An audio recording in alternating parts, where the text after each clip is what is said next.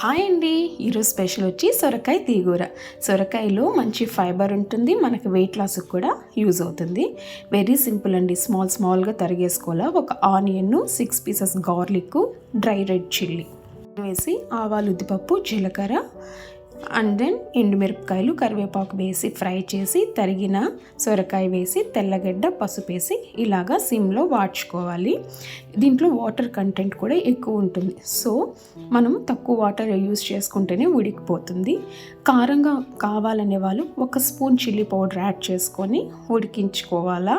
ఇంత small water వేసి ఉడికిన తర్వాత మనకి మెయిన్ ఇంగ్రీడియంట్ గ్రౌండ్నట్, శనగపప్పులు, ఎండుమిరపకాయలు వేయించి పొడి కొట్టేసుకోవాలి.